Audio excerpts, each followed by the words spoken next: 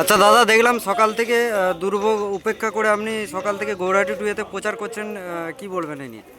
দেখুন, আজ সকাল থেকেই প্রচুর মুষলধারে যে বৃষ্টি আরম্ভ হয়েছিল, ভোর থেকে বৃষ্টি আরম্ভ হয়েছে। আমাদের কার্যক্রম একটু লেট হয়েছে। আমাদের এখানে 9টায় শুরু হওয়ার কথা ছিল, কিন্তু বৃষ্টির জন্যে আমরা 9:30 পৌনে 10টা থেকে শুরু করতে পেরেছি। এখন প্রায় 1:30 কন্টিনিউ লেভেলে এখানে গৌরহাটি যে 2 নম্বর অঞ্চল আছে, যে বারারি গ্রাম আছে, বারারি গ্রামের এখানে 245 থেকে 249 পর্যন্ত যে বুথ আছে, 5টা বুথে আমরা জনসংযোগ করলাম।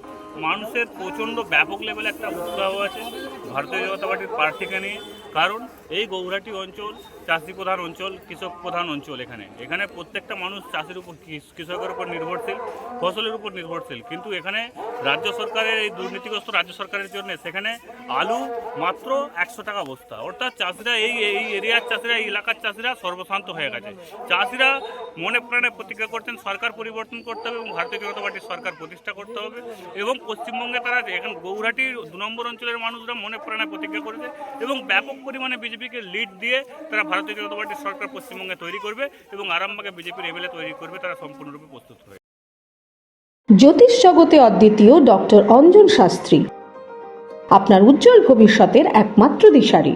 Call for booking 7477886099 or log in www.anjanshastri.com।